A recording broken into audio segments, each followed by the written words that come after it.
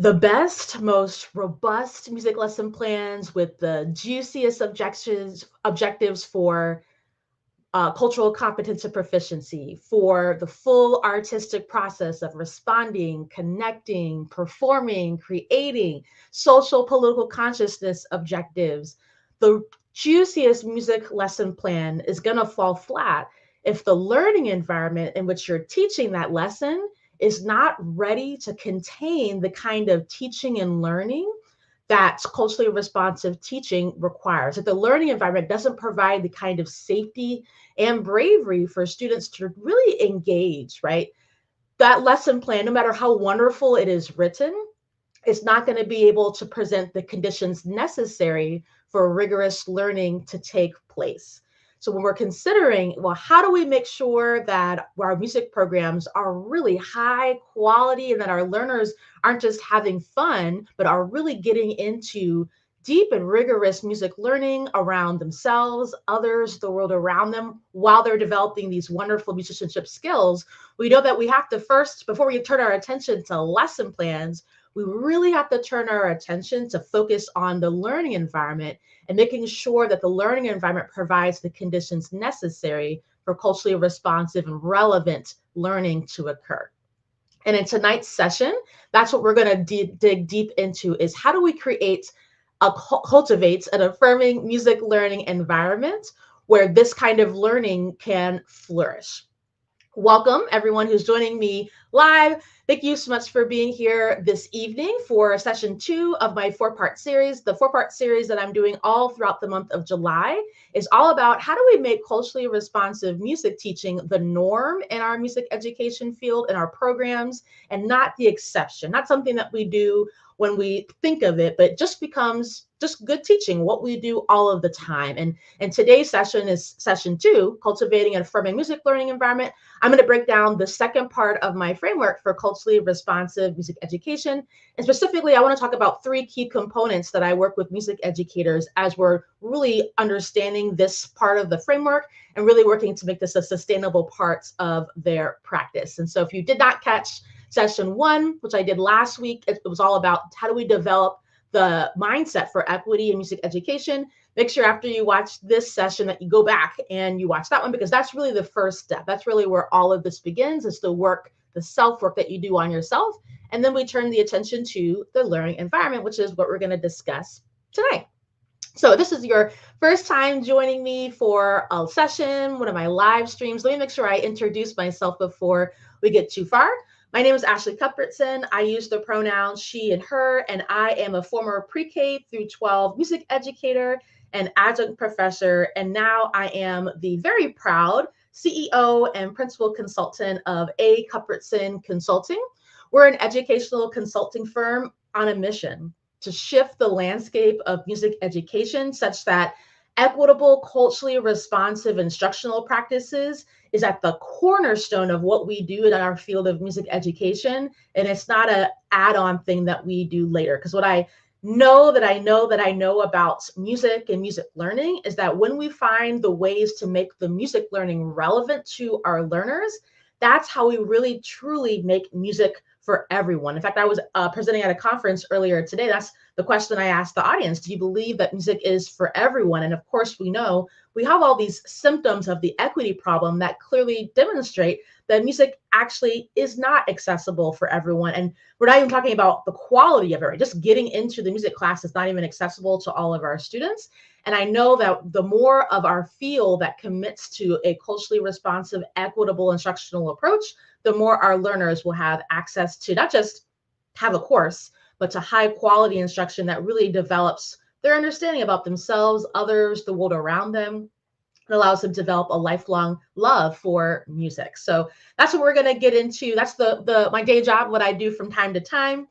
Working with teachers, schools, districts, organizations all over the United States. Today, I had the great privilege to speak at an international music education conference to really continue to share this work that I do using the framework, which is what I'm talking about this during the series throughout July, but the framework, which is really a blueprint for what I discovered myself through many years of hard work, figuring things out, failing forward sometimes, learning with my own students, how do I make this work with them? And now I've created the shortcut for music teachers that I work with, because I know that when more music teachers think this way, their jobs will be easier, making what they do just reach more students. And so in tonight's session, we're going to get into cultivating an affirming music learning environment. I would love for this to be a conversation, so feel free to drop your comments in the chat, your thoughts, your wonderings. I'll leave time for questions and things too, but I would love these live sessions because it is like a conversation. So feel free to jump in the conversation. I have some notes about what I want to chat about tonight, but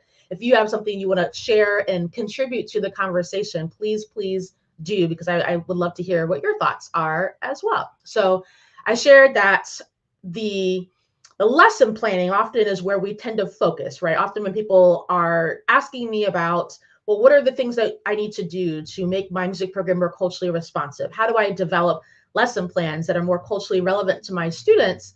Those are wonderful questions. And sometimes in the way that people ask me those questions, I can tell that I can give them a really fantastic lesson plan. In fact, curriculum development is one of my superpowers because I love figuring this out, because I love creating great instructional experiences for kids, right? And so it's quite easy for me to give you a lesson plan and give you, repertoire suggestions. But the question is, when you go to teach that lesson, is your learning environment primed for this kind of teaching and learning? This is a very different kind of teaching and learning. It's not the kind of sit and get. It's not the kind of, music teacher kind of leading all the things. It really requires students to feel brave enough to partner with us through the educational experience that we're creating in our music programs. But it also really requires us as teachers to relinquish control. And how do we develop that in a learning environment where we're also seeking to make sure that kids don't just feel, welcome, but they also feel like they truly belong, and they can take those risky steps to really try things out as they're performing in a new way or creating music in a new way, right? So I can give you the lesson plan, but if your learning environment has not set the conditions necessary, you're going to come back to me and say, actually, culturally responsive teaching doesn't work. Well, no, it does when the learning environment is correct. But the learning environment piece, similar to what I talked about in session one, when you do the self-work, this is the hard work that often I find people are resistant to engaging in, because it really requires you to put a mirror up to yourself, to put a mirror to what you're doing in your music program, which can be hard. And so it requires you to just be more committed to the success of your music students than to your own ego, quite frankly. Because if you're really committed to music being for everyone, then you've got to decide that this is what you're going to do, right? And so throughout this series, I'm going to really lay out the big steps of how we do that. But I think it's really important to kind of give us a goalpost for where we're going. Where we're going is creating robust, culturally relevant lesson plans. But before we get there, we have to make sure we have these conditions that are prepared so that when we teach those things, it hits with our kids, right? So we got to prepare the leader in the music classroom. And now tonight, let's talk about how we prepare the music environment itself. So 3 main points I really want to talk about. The first thing I wanted to talk about is that you have to really know your learners. That same work that you do to really understand your own cultural frames of reference, you have to also do that with your students. Somebody actually asked me today, well, can I survey my students? Can I send them a questionnaire for them to share more about who they are? And I think that's a really fantastic way to gather information about your students. It's also a very easy way to gather data that sits at the surface level things like, what are they interested in? What are they like? What are they wanting to do in music class? Those are all really important things, but they're very surface level, right? Because it doesn't get to the heart of, well, what do they value? What do they believe? And why do they believe those things? The teachers that I work with, one of the things that I have to shift around this idea of what does it mean to know our learners is that, I could go on anybody's school district website, even your school website, and probably look up demographic information. But that doesn't mean that I know your learners. But a lot of music teachers, that's the approach that we take when we say, yeah, I know my students. I know how many students with IEPs I have. I know how many students with 504s. I know the breakdown of students who are receiving free and reduced lunch. And, I know about the different races and ethnicities represented in my music program. That's information that I probably could Google and find on the internet, but that doesn't really mean that you understand your music students. And it definitely doesn't mean that you have the information necessary that when we get to those culturally responsive lesson plan, that we know how to create them to be responsive to the learners we have right in front of us, right? So what I help music teachers to understand when we're getting into this part of my framework is that we have to use well, first of all, we have to understand what culture is. It's not just race and ethnicity, which often when people hear the word culture, your bias shortcuts you to think that's all that culture is, because you've probably had some sort of experience where when people were talking about culture, they really meant to say race and ethnicity. So we have this kind of like societal bias where we hear the word culture and we automatically assume race and ethnicity, even though that's very much not true. Culture is just the common values and belief systems of a group of people. And how do those people in that group, how do they have common values and belief systems? Well, they have common knowledge, interests, and also experiences. That's what contributes to someone's cultural frames of reference. You have to understand those things about your learners, right? Just the demographic understanding is not enough, because that doesn't tell you what is going to be valuable learning for them when you get to that lesson that you're going to plan, right? Or that rehearsal that you're going to plan for your concert program. Just knowing like their general background is not really going to help you, but it is the place to start. So when I teach students about how, or teach teachers, teachers how to understand their learners, I take them through really understanding the levels of culture. So yes, we want to start at that kind of surface level of culture, which is, food, dress, celebrations, music itself. If we only teach music for music's sake, is very much surface culture, right? But we don't want to stay there. It's a great entry point to getting to know somebody new, to ask them those general, what do you like questions, the whole getting to know you, right? If you're familiar with those like beginning of the year activities that often, especially at the elementary level, we have kids fill out the getting to know you sheet. That's all very surface level information.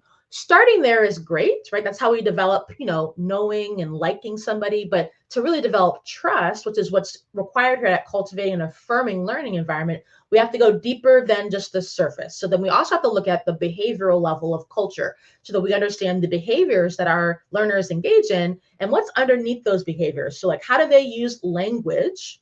Do they speak in a very direct kind of speech? Do they have more of an indirect way that they teach? I often like to use the example of my husband and I, actually, who have very different ways that we tend to communicate with other people, which is sometimes interesting because I'm very direct. I actually have, it takes more mental capacity for me to like soften up how I talk, because I prefer that when people talk to me, that they're just clear and cut to the chase. And so when I talk to people, I prefer to just get to the chase. I also recognize that depending upon the level of relationship with the person I'm talking to, I can't just always cut to the chase, right? I gotta warm people up. But my preferred, with my friends, with people that are close to me, I just speak very directly. And I prefer that when people speak to me. My husband, on the other hand, he speaks very indirectly. So he might ask me a question like, what do you want for dinner? And I might give a very direct answer. I don't know. We're actually getting ready to have, I think, Chipotle for dinner. So I want Chipotle for dinner. But he maybe wanted more background and context as to why I arrived at that thought. Or sometimes he might ask me like a question that I hear as a yes or no question. Do you want to go out to dinner? Yes or no question in my mind. But he maybe is not asking a yes or no question. Maybe he's trying to get more information, more of a direct kind of communication. So at the behavioral level of culture, those are the things about our learners that we need to understand as well. Not just what their language is, but how do they use language? What kind of communication patterns do they tend to use? Because if I am giving a learner who hears direct language, if I'm giving them if I'm saying something to them like, would you like to come into the classroom? They're hearing that as a choice, yes or no. But really, I probably am not giving them a choice. I'm probably letting them know it's time for class.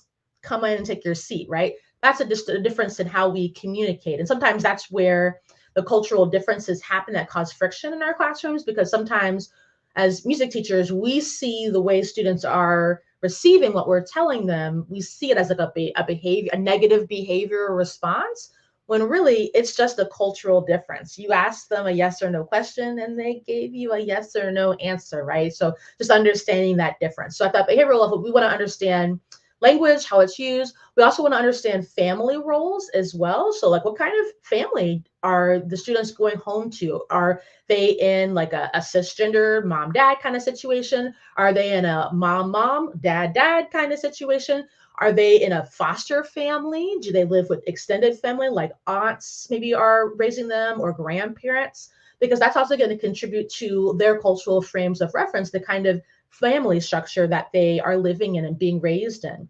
At this level, we also want to understand things like what is kind of driving or what are their values, what are their beliefs.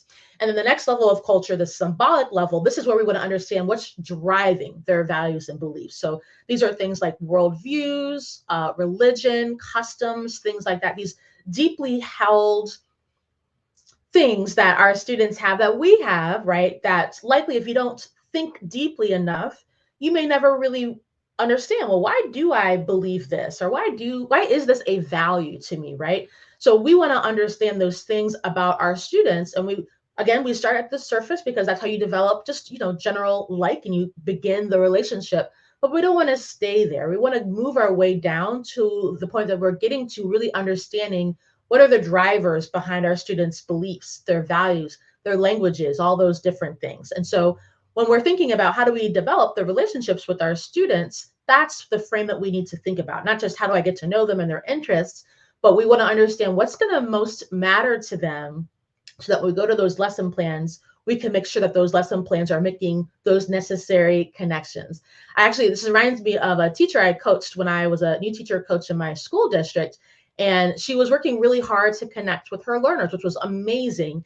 And she had lots of Spanish speaking students at her school. And so she was looking for Spanish language, like folk songs, activities, dances, music to listen to, because she was trying to find a way to connect to her students. And I was like, that's great, awesome. And as I was probing further and asking her more about the folk songs and things that she was choosing for her students, it was an general music elementary teacher.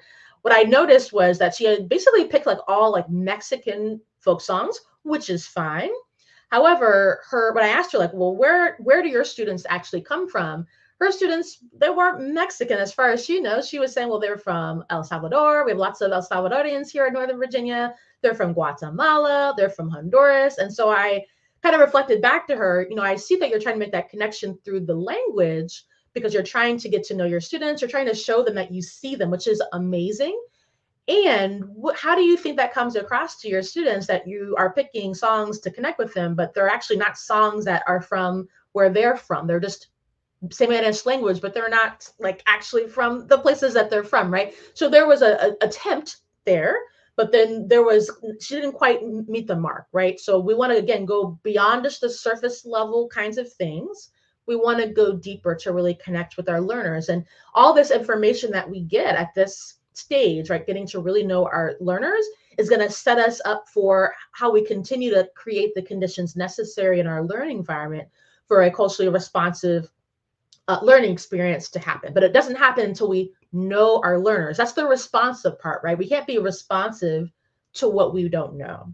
And so the first point I really want to make here, if you're just joining me for session 2 of our 4-part series on making culturally responsive music teaching the norm and not the exception, I'm sharing tonight about cultivating an affirming learning environment. And I was just talking about how do we get to really understand and know our learners beyond a surface level demographic information, but really get to know them at a deep level as to their values, their beliefs, and what are the drivers beyond that thing.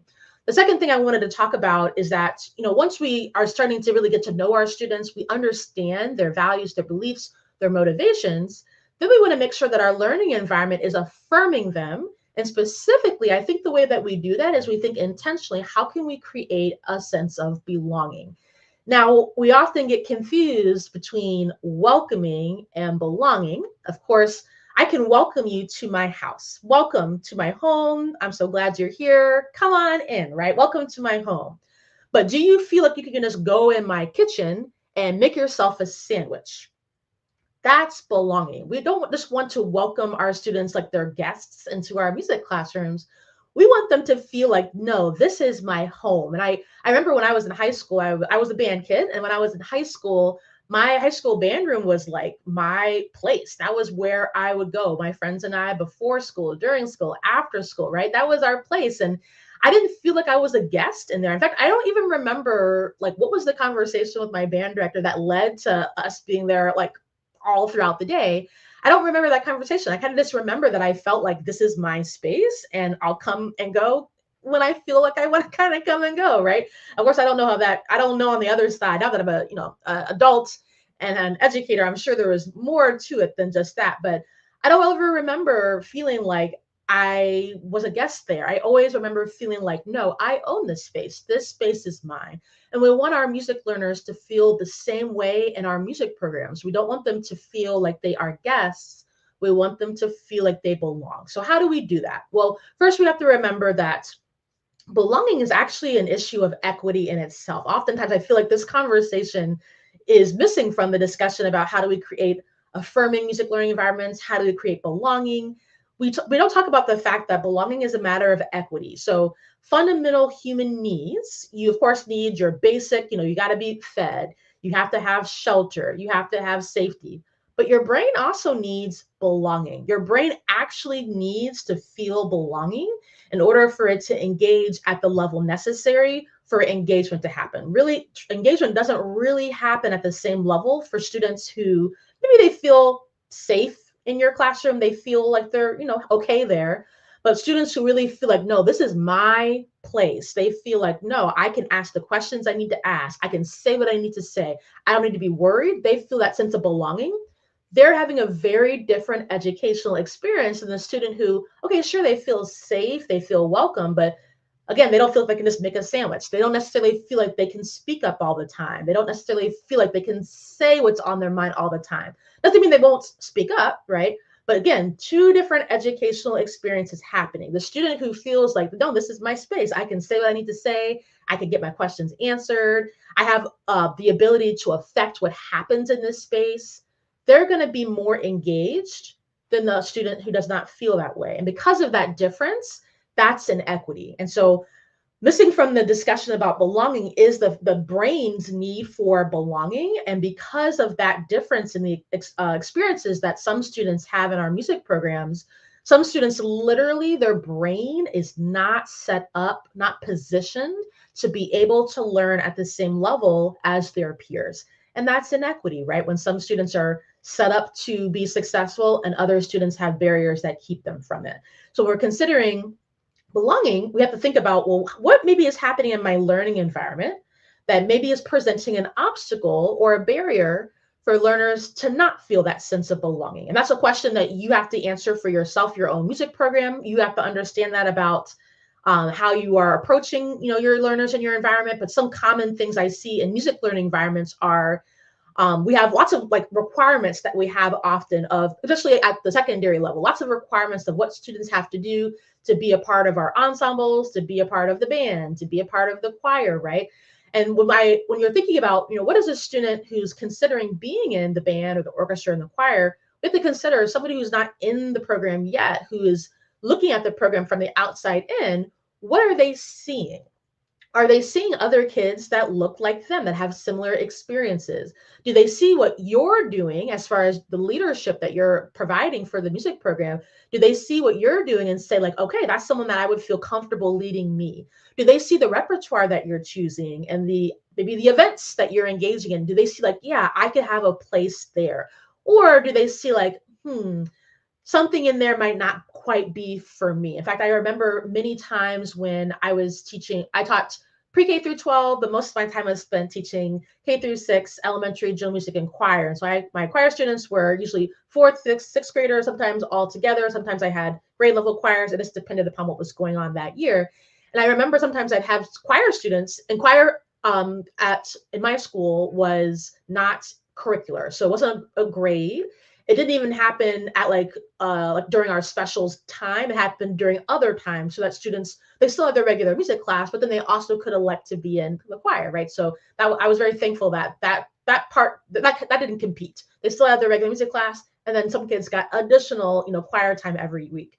And I remember sometimes students would be with me maybe in fourth or fifth grade, and they would be strong singers. They would be wonderful contributors to our choir. And then I looked the next year to look at the sign up list, and I'm like, hey, this student who was a rock star last year, how come they didn't sign up again? And I would ask the students. I remember many times this happened. I remember like the first time that a student said, I like singing, but like I just don't know that choir is for me. And I still remember that. And then it happened many other times where I was like, okay, something in the way I have developed the learning environment in my choir is not providing the conditions necessary for this student to feel a sense of belonging.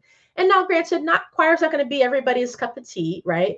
But for students who clearly enjoy music, they enjoy singing, they signed up, they stayed in choir the whole year. For a student like that to say, I don't feel like this is for me, something that I was doing needed to be looked at. And I did some of that work, right?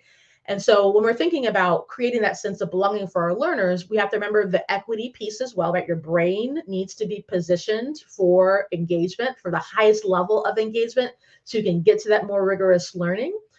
And we do that by making sure we remove whatever obstacles and barriers might be in the way. One good piece of information to start figuring out, well, what obstacles and barriers are there, are to ask the kids who are currently in your music program. So ask them about, their friends who aren't in the choir, and ask them about, well, why do you think some of your friends who maybe like singing aren't in the choir? Because the students who are already with you, they are already bought into some degree, and they're going to be able to give you really good information about what's going on from the student perspective. And then you also have to do the hard work of asking the students who are not in the choir. And I feel like this is the uncomfortable part. But again, are you more committed to your ego or to your music program and your student success? Ask the students who are not in your program. Ask them what would they need to feel comfortable, confident to join the choir or the orchestra or the band. What would they need to feel like they could be successful? That's going to give you really good data as well, because they're going to give you a perspective very, very different than the kids who are in the choir or the band or the orchestra, right? So you've got to make sure that you get information from both of those sides. When we're thinking about how do we make sure that our learners feel that sense of belonging, a lot of times teachers like to do, the beginning of the year icebreakers and the getting to know you. But creating belonging with somebody, creating the trust needed for that, is a continuous investment that you're going to have to make. A lot of times teachers will say, well, I don't have time to do all of that. We have to get ready for the concert. We have to get ready for this and that. And I actually think that you don't have time not to invest in creating a sense of belonging with your learners and developing trusting relationships, not just like I'm familiar with the relationships, but trust, which is different, because you can have a relationship that's very casual, right? But I want you to have a trusting relationship with your learners so that they can get to this higher level of engagement. And saying I don't have time because I have to get ready for the concert, I have to get ready for this, you're actually working against yourself. It's going to be way easier for you to get kids engaged, get down to the learning when they know that they can trust you and they feel like they belong. That process is way faster than having to constantly get kids bought in and working for this and working for that. Kids who already have a trusting relationship with you, they don't need all that. They're already there. But that requires you putting the investment in on a daily basis. So every time you see your learners, what are you doing to further cultivate the relationship? What are you doing to make sure that they feel that sense of belonging? What are you doing to affirm them? Every lesson, every rehearsal, this is the work, right? How do we shift our minds from, I don't have time because I have to get ready for the rehearsal or the concert and I have to rehearse, we're behind. How do we shift our mindset from that mindset to, we can't get to the kind of musicianship that I want my students to reach until they trust me, until they feel a sense of belonging. So our work has to be there. The beginning of the year is just when we begin that process, but year round, right? Every rehearsal, every lesson, that's the work that you need to be doing. In my own classroom, that was what I did at the beginning of every lesson with my learners, was I specifically set aside time for us to have this connection, having conversations around things sometimes related to the objective of learning, but sometimes it wasn't always related to those objectives. Sometimes it was just like getting to know you kind of questions, or maybe something was going on in our school or in our community and I wanted to get their opinion on it because I wanted to know their value. I wanted to know what they believe about this, right? And so sometimes our conversations would be around that. Spending those 3 to 5 minutes to do that every lesson really gave me great information about my learners that I would not have known otherwise. But it also allowed my students to see that I was really serious about their voice having an important place in our classroom. And that's the third thing I want to talk about. And if you're just jumping in, thank you so much for coming and joining me tonight for the session. So this is the second of our series about making culturally responsive music teaching a norm and not an exception. And in today's session, we're talking all about how do we cultivate an affirming learning environment. So I shared earlier about how do we really use the levels of culture to deeply know our students, not just the surface level interests and what do you like to do kind of things. And then I was just talking about we have to cultivate a sense of belonging, and that it's not time that you spend where, or I should say, it's not time not well spent, I should say. It's time well spent because the brain needs belonging. So when some students feel that sense of belonging, that trust, they feel like this room is mine, their brains are positioned to learn at higher, more engaged levels than students who maybe they feel safe and welcome, but they don't feel like they have the same kind of ownership. And so the last thing I wanted to talk about when we're thinking about how do we cultivate an affirming learning environment, we understand our learners, we cultivate that sense of belonging through trusting relationships and gathering the data to remove obstacles and barriers. But then we also have to create partnership with our learners. And I know this is like the really tough part, I think, for music teachers, especially, but I think all educators, I feel like all teachers to some degree love control, right? The fact that we are the ones who know the curriculum, we know the standards, we know what our students need to know, right? It leads to this like managing of our classroom. And I remember when I was in the classroom, especially in my early years, I worked really hard to develop good classroom management skills.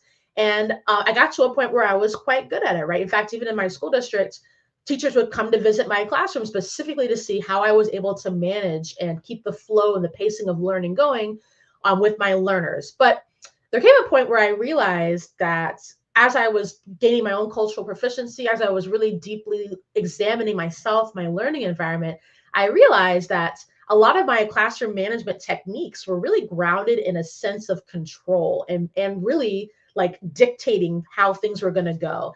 And I wanted things to be a learner-centered environment, but I was doing this thing that we do where we give kids choice, but I still chose the three choices that they're choosing from. So was that really truly choice? And so I started to really critically examine myself, my procedures, how I was managing my classroom. And I realized was actually, I don't want to manage my classroom. Classroom management is not the way. I want to facilitate the learning. I want my learners to be a partner with me on how we learn, what activities we do, how they demonstrate their understanding of the objectives to me.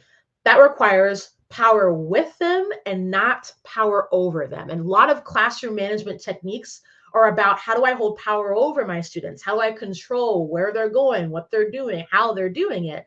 But if we really want to create an affirming learning environment where students see that they belong exactly for who they are, they don't have to change themselves. They can bring their whole selves into our music programs, not leave parts of their being behind. We have to partner with them. So we have to relinquish control. I'm sure you've heard that before, but we have to truly commit to being a partner and leading that, right? Facilitating, not managing. So how do we do that? So instead of we decide, here's the rules, here's the expectations. What if we first gather what are my learners' goals for learning this year in choir? What are their goals for being in choir? And understanding that with them and really having a good, rich conversation with the learners. This might not be a one-time conversation. In fact, it should be multiple times that you're having this conversation. So this is not, again, it's like I said with creating that sense of belonging. You invest in it every rehearsal, every lesson.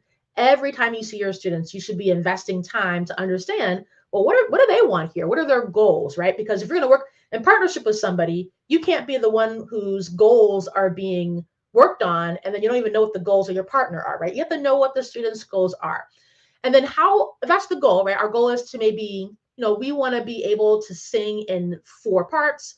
We want to sing, higher level a cappella music, maybe. What do we think we need to do to be able to reach that goal? Start that conversation with the kids. Let them tell you what they think would need to happen to be able to do that. And you'll be surprised. It was interesting. We all live in this system that wasn't created to be equitable for everyone.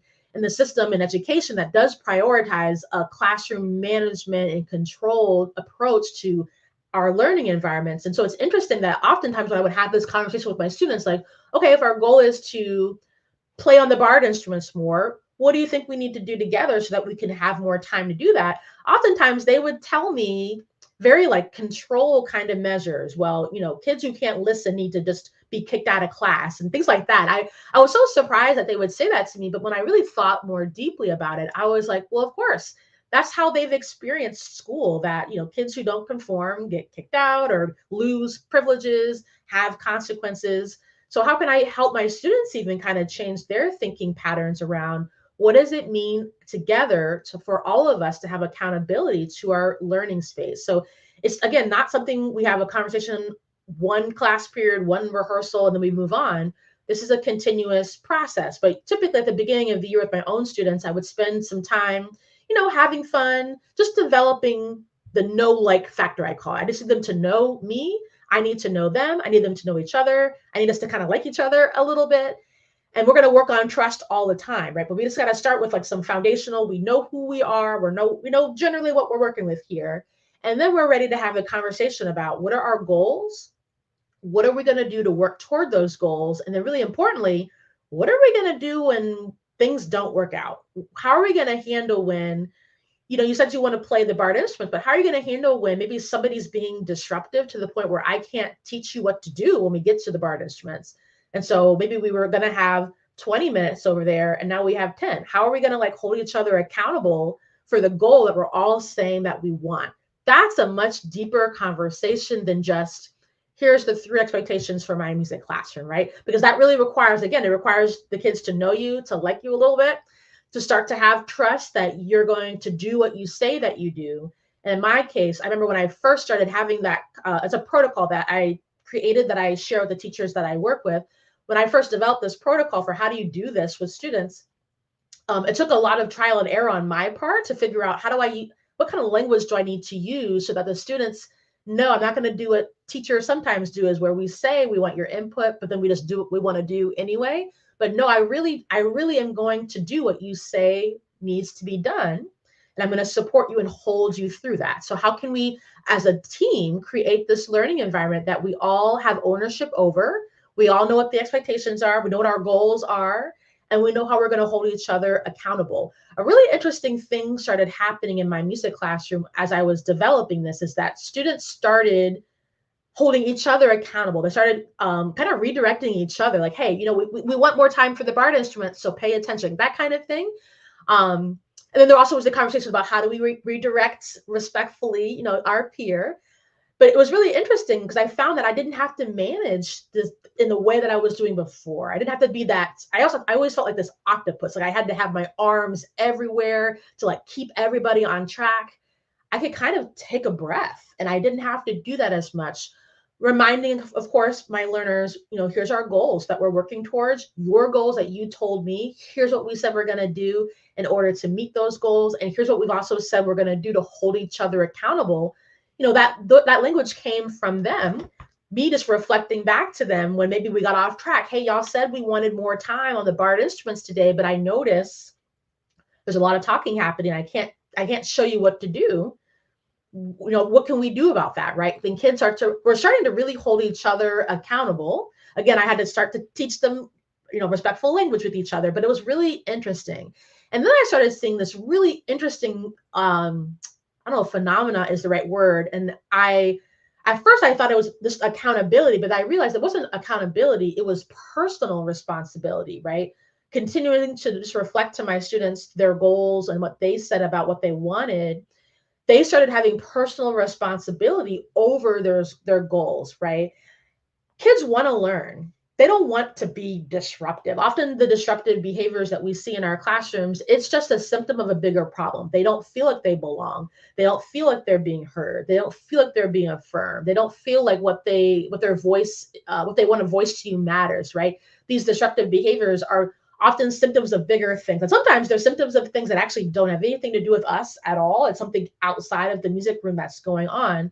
And so we don't want to take things personally, but we also want to make sure that we're helping kids to really gain good skills that they can use inside the classroom, outside the classroom, in their real life, right? And so I started seeing my students taking personal responsibility. It was really interesting because I realized that I never would have experienced that if I was using these management and control strategies and techniques. it really came from me surrendering to the commitment that I made that I'm more committed to figuring this out with my students. How can I work in partnership with them than the more comfortable way that I had gotten good at, right? Really committing to, I'm going to figure this out. And so the teachers that I work with now always remark when I share this protocol with them about how do we have these conversations with students that leads to this kind of goal setting accountability process. They always remark to me that like it feels different in the classroom because it feels like they can relax a little bit. And so that's what we want, right? We want music teachers to feel like they can relax, right? Being a teacher is stressful enough. We also want our teachers to feel good when they go to their classrooms. They want them to feel comfortable, excited, and we don't want them to feel like they have to work themselves to death. And, that's not going to be good for them or for their students or their programs, right? So again, as we're thinking about how do we cultivate this affirming learning environment, it's not just, I welcome everybody, I'm glad they're here. How can we be intentional about what we're putting in the conditions of our learning environment so that later when we get to that amazing culturally relevant lesson plan, our learners trust us enough to speak up during that social political conversation and share with us what's really on their heart and having that discussion. They feel trust in asking questions about their peers' backgrounds, their peers' customs, right? We can't get to those kinds of conversations in the learning without creating the conditions necessary in the learning environment. So this is a critical piece of the framework for culturally responsive music education that I developed and that I work with teachers to really understand. We're always so tempted to jump to the end result, which is, of course, you have to teach, right? You have to have your rehearsal, you have to have your lesson. But when we really slow down and develop skill in these earlier parts of my framework, what my teachers tell me is that the other things come so much easier because the foundation is laid, right? If you're trying to put a great lesson plan in an untenable environment, the lesson plan is going to fail every time. But if the foundation is set, right, that lesson plan has the ability to really make an impact on the learning for your students. So that's what I got for you in session 2. And those of you that are popping in and out, thank you again so much for joining me. If you're catching the replay, let me know that you caught the replay. Again, tonight was the second of my 4-part series on making culturally responsive music teaching a norm and not an exception. And tonight in session 2, we're talking about how do we cultivate affirming learning environments. And I share pretty specific ways that I do that around how do we not just have surface level knowledge about our learners? We love to learn their interests, right? But that's not good enough. How do we get down to understanding them at a deep level, their values and beliefs?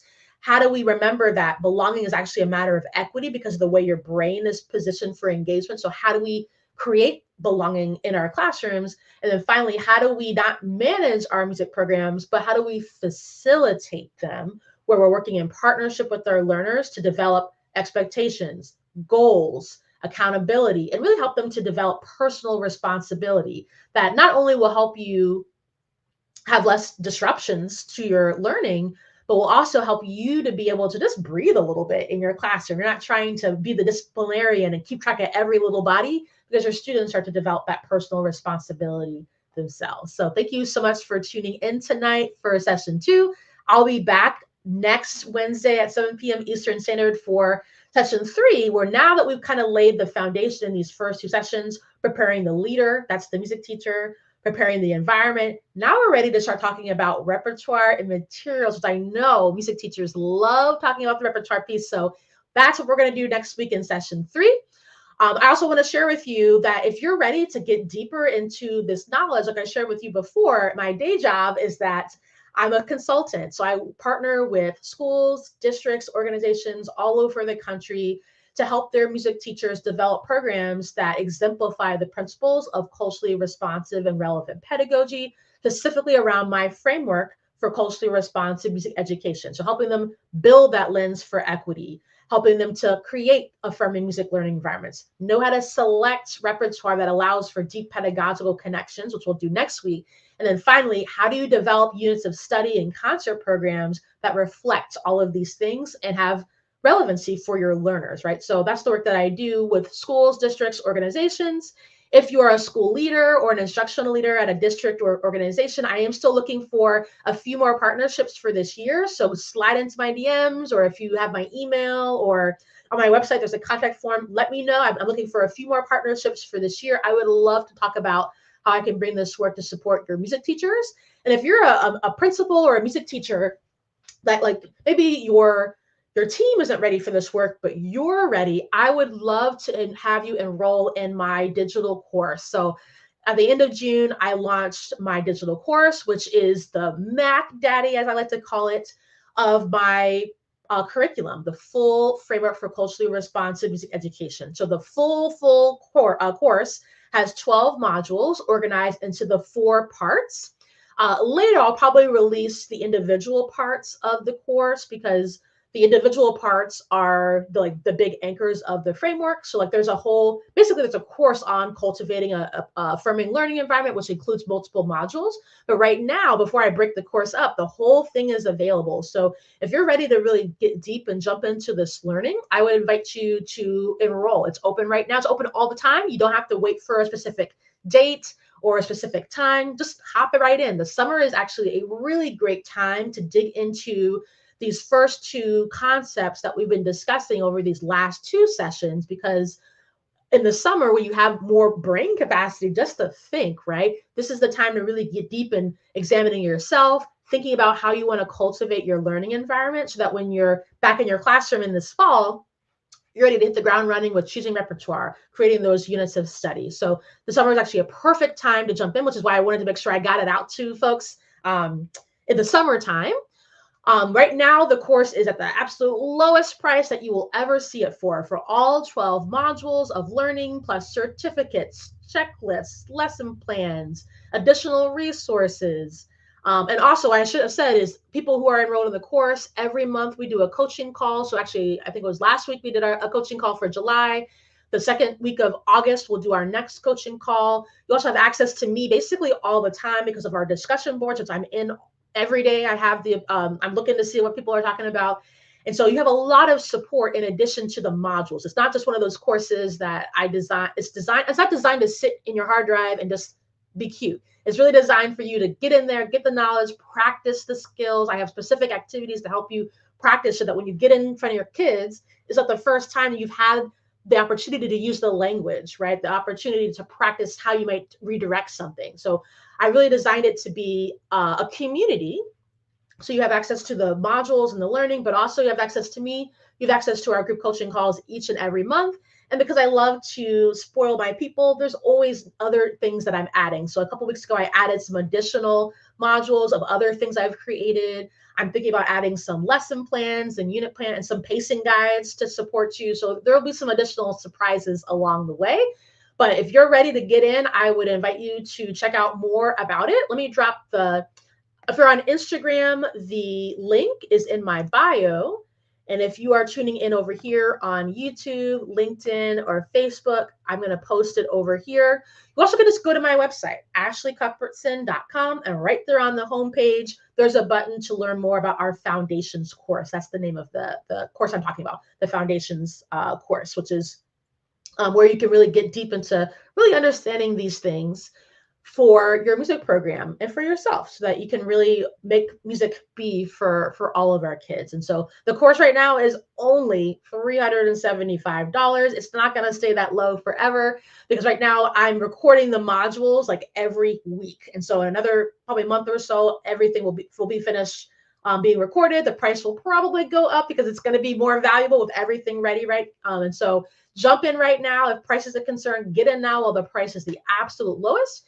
If you have any questions at all about that, please send me a DM or comment on any of my posts about the Foundations course. I would love to talk with you more about how it can bring value to you.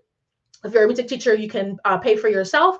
I also take purchase orders. So if you're a principal that wants to get this for your music teacher, let me know where I can send the invoice to, and I'll make sure that I get your teacher enrolled.